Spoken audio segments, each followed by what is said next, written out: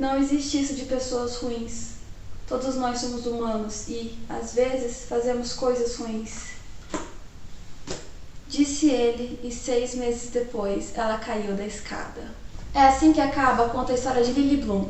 Seu passado, afetado tanto por seus pais quanto pelo seu primeiro amor, seu presente, onde ela conhece um novo cara, e um pouco do seu futuro, onde ela descobre quem é de verdade esse cara. Parece um new adult qualquer, onde uma menina se apaixona por um cara, mas eu já digo de agora que não é só uma história de amor, é uma história também sobre violência doméstica.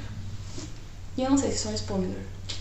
O livro é dividido em 2 partes que dividiram minha opinião em 2 também. Eu vou falar de ambas e vou tentar não dar spoiler. Se sair alguma coisa, eu vou tentar avisar, falando que vai vir uma verdade nua e crua. Eu odiei o começo desse New Adult, porque eu me identifiquei com a personagem. Se eu me identifiquei com uma personagem qualquer, de um livro qualquer, significa que eu sou uma pessoa qualquer. E eu gosto de me sentir especial, então eu odiei a Lily. Eu odiei cada traço da personalidade dela, eu odiei cada pensamento que ela teve, eu odiei cada palavra que ela disse. Eu odiei cada pedacinho dela, porque eu quero me sentir uma pessoa qualquer. E eu não sou. Então... Que? Primeiro que pra você se identificar comigo, você teria que nascer de novo, né? Num livro de todo mundo é branco e hétero, você se identifica comigo aonde? Ué, eu me identifiquei com a tua personalidade sem graça qualquer. Preconceito e isso deixar que eu tenho personalidade. Eu me identifiquei com uma mina que tem 2 caras querendo comer ela. Em que mundo um cara vai querer me comer num telhado de Boston? Em nenhum. Se dependesse da minha aparência, da minha personalidade, eu morria qualquer. Uma verdade nua e crua, eu sou entediante, tenho um nome idiota.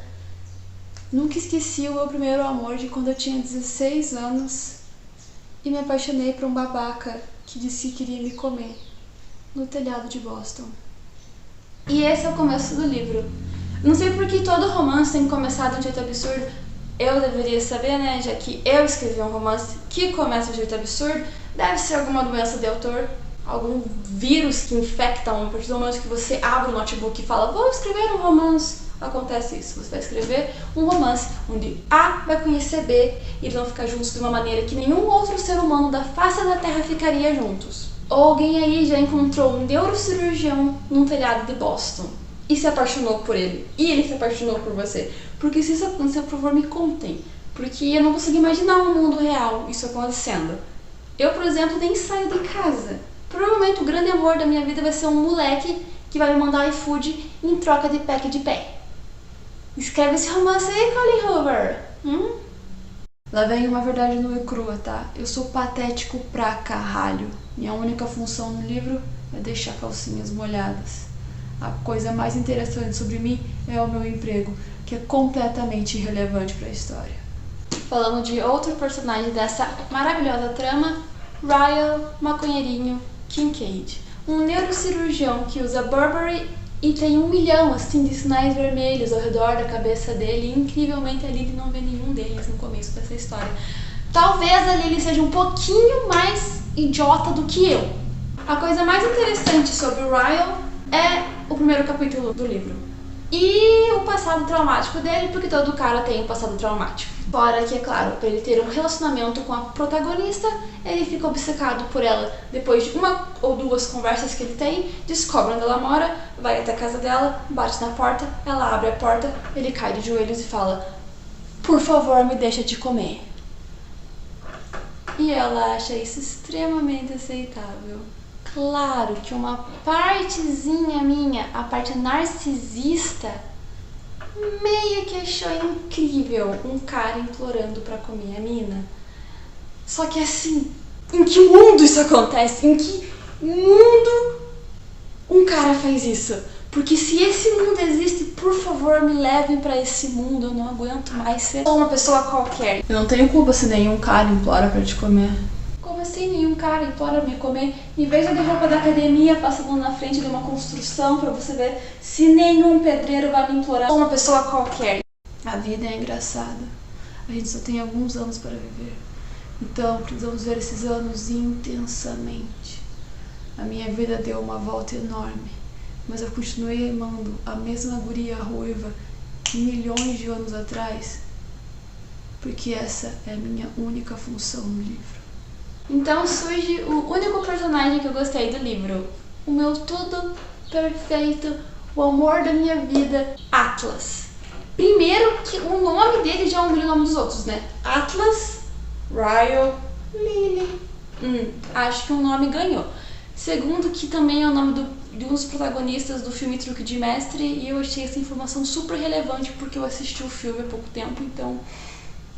informação. Segundo, porque eu acho que até a autora deve gostar mais dele, principalmente porque ela deu o melhor nome pra ele e o melhor plot pra ele. Então... o Atlas, ele foi o primeiro namoradinho da Lily. E agora vem algumas verdades nuas e cruas, então se não quiser spoiler, pula, ok? Nice. O Atlas, ele é um garoto que foi expulso de casa, ele não tinha onde morar, então ele invadiu a casa atrás da casa da Lily. E ela tinha visão dele pela janela do quarto dela, e por causa disso ela começa a ajudar ele, já que ele estava vivendo como um mendigo. Na época ela tinha uns 16 anos, mais ou menos. E isso é contado nos diários dela, que ela fica relembrando durante a primeira parte do livro, principalmente. Essa é a melhor parte do livro, porque eu acho que eu senti um pouco de falta de ler sobre relacionamento do adolescente, sabe? Essa paixão, as borboletas no estômago. Então, eu acho que é a melhor parte do livro, uma das melhores partes do livro, na verdade. Dá uma aquecidinha, assim, no coração ler, e eu achei esse relacionamento bem mais desenvolvido e plausível do que o desenvolvimento da Lily com o Ryle. E você fica me perguntando, você acha muito mais plausível uma menina se apaixonar por um mendigo do que uma menina encontrar um cara no telhado de Boston que ela invadiu? Sim, eu acho mais plausível. Tudo isso aconteceu enquanto o pai da Lily era violento com a mãe da Lily na frente dela. Meio que esse é um dos plots principais do livro, mas eu confesso que eu não prestei muita atenção porque eu estava mais entretida com o Atlas. Porém, essa primeira parte... na verdade, o Atlas só serve pra mostrar quem a Lily se tornou. Porque a Lily, ela é basicamente moldada pelo pai, a qual ela só tem memórias ruins, a mãe que ela não entendia porque nunca foi embora, e o Atlas, que foi o mendigo que ela ajudou e o primeiro amor da vida dela. E basicamente isso define quem a personagem é. Tudo isso deixa o livro bem fechadinho, e eu acho muito foda quem consegue fazer livro fechado, onde o começo e o final se encontram. Eu, particularmente, não consigo fazer isso, então eu acho incrível quem faz, e esse mérito a autora tem, então vamos supor que eu tô dando um pontinho pra autora agora. Um ponto pra autora. Fora que o livro ser fechadinho, explica muito bem o título dele, que é assim que acaba em português, mas principalmente o título dele em inglês, que é It Ends With Us, It Ends With Us, que é mais ou menos isso termina em nós, isso acaba em nós. Eu achei isso genial, mais um pontinho pra autora. Parabéns, autora, você ganhou pontos meus muito relevantes pra sua vida. Eu sei que você está feliz, Colleen Hoover, eu sei. Era o seu sonho de dar pontos. Principalmente porque isso supera as partes do livro que são ruins, mas existem. Falando da primeira parte do livro, só. Existem partes ruins que vão te fazer perder pontos, Colleen. Eu sei que você está triste agora, Colleen. I'm sorry. Ela perde pontos porque a história é escrita em primeira pessoa. E eu tenho alergia à primeira pessoa. Ataca minha rinite, gente. Ó, ranho saindo. Porque foi de primeira pessoa. As partes estão todas cheias de muco. Então ela perdeu pontos por causa disso.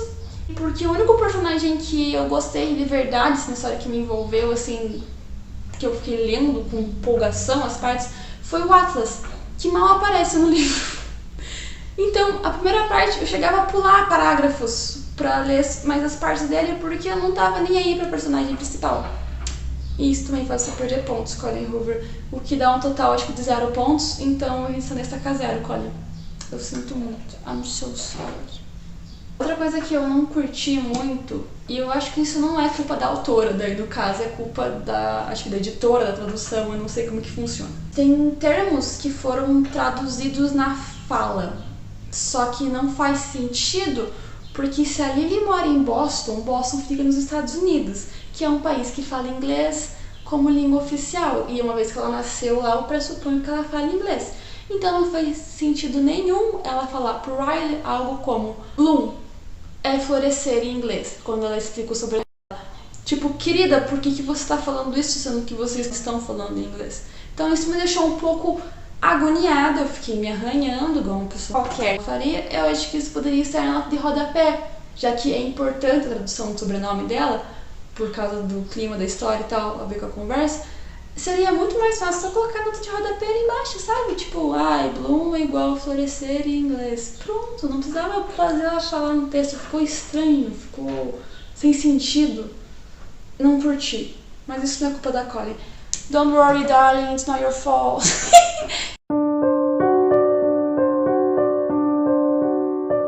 Eu amo, ainda amo e sempre amarei.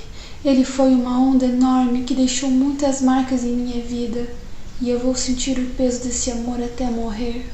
Muito obrigada por explicar que você ama ele, Lily. Muito obrigada mesmo. Se você não tivesse dito com todas as palavras exatamente que você ama ele, eu não teria compreendido, porque eu, como leitora, tenho problemas de interpretação de texto. Então, eu não teria entendido o subtexto inteiro da primeira parte se você não tivesse dito isso. Muito obrigada.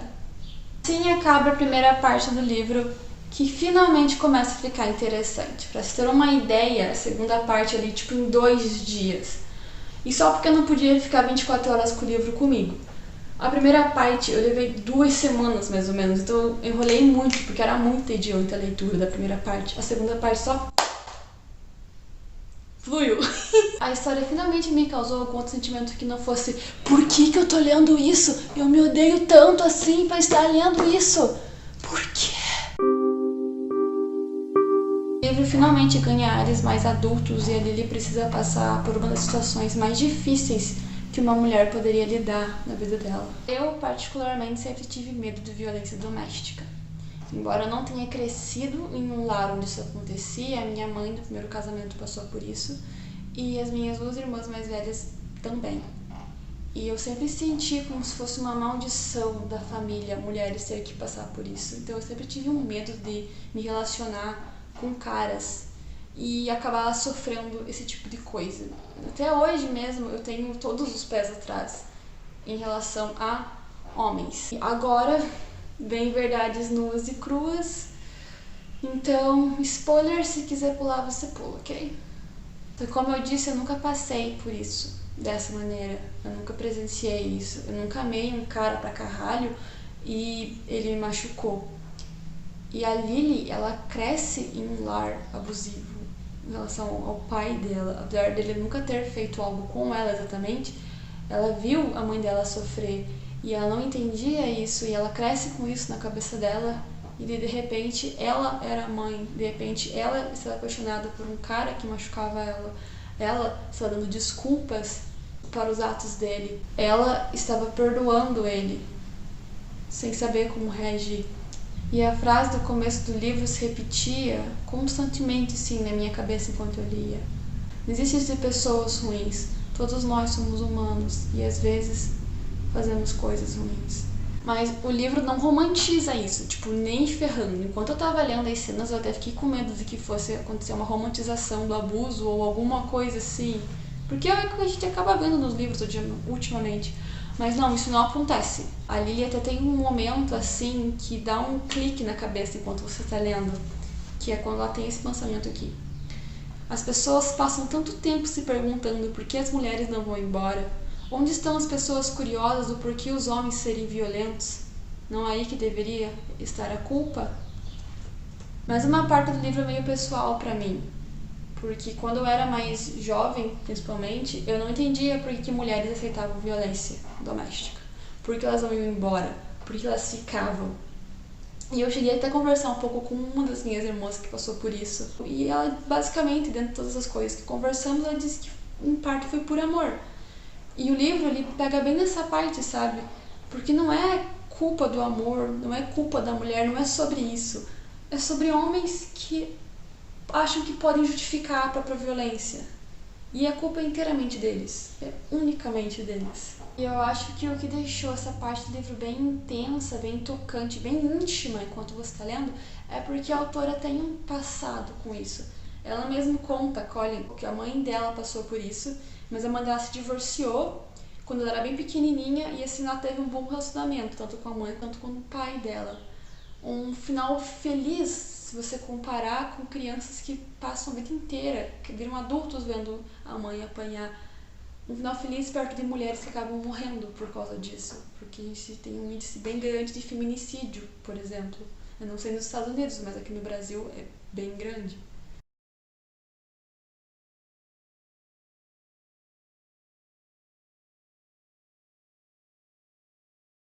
E tipo, eu queria fazer uma resenha mais engraçadinha, how funny. Mas violência doméstica é um assunto sério. Infelizmente é uma coisa que acontece em muitas casas, muitas mulheres ainda passam por isso, muitas mulheres não vão embora. E eu tô aqui pra julgar a Lily, porque a Lily é uma personagem. A Lily é controlada por uma autora que pode decidir o que ela vai fazer, deixar de fazer, as coisas boas que acontecem com ela ou não. A vida real é bem mais fodida do que isso. E como mensagem para as mulheres que passam por isso, eu só queria dizer que não é sua culpa. Nunca é sua culpa. Independente da sua situação, do que está acontecendo, do que as pessoas podem dizer para você, ou do quão manipulada a situação pode ser como um todo, não é sua culpa. Nunca é sua culpa. Ninguém merece sofrer nenhum tipo de violência em nenhuma situação, principalmente de alguém que você ama. E eu não sei qual escolha você vai tomar na sua vida, eu não tô aqui pra julgar nenhuma escolha de ninguém, porque cada situação é uma situação, cada pessoa é uma pessoa. Mas se você puder buscar ajuda, busque ajuda. Vá na delegacia da mulher, conte pra alguém que você confia, mãe, pai, amigos, irmãos. E saiba que não é sua culpa e que você merece algo melhor. Todas as pessoas merecem algo melhor. Você merece se sentir segura, você merece estar em um lar que te protege. Você merece ser amada. E eu espero muito que você fique bem. Eu espero muito que todas as mulheres que passam por isso fiquem bem. E eu sinto muito não poder realmente fazer alguma coisa útil sobre isso. No final, eu decidi que essa parte do livro foi muito boa. Ele finalmente cria um laço com o leitor e você começa a se importar com os personagens e pensar sobre a história. Então, a leitura vale muito a pena no final. O final, na verdade, porque o começo do livro é um saco mesmo. Para vocês que estão ouvindo isso, que passam por isso, não tenham medo de falar, não tenham medo de conversar sobre isso. Não tem problema a gente ter... O ser humano tem um negócio com fracasso, né? Eu nunca tive esse problema. Eu não tenho problema de falar que a gente fracassa. Eu não tenho problema de mostrar meus pontos negativos. Se vocês passam por isso, não se sintam mal em pedir ajuda, em falar com as pessoas que vocês amam. É tão bom ser cuidado, ser ajudado. Então, gente, qual que é o problema de você ser a primeira pessoa a levantar a mão e falar que está com medo? Você vai ajudar outras pessoas e você vai, com certeza, se ajudar, se autoajudar. Isso chama-se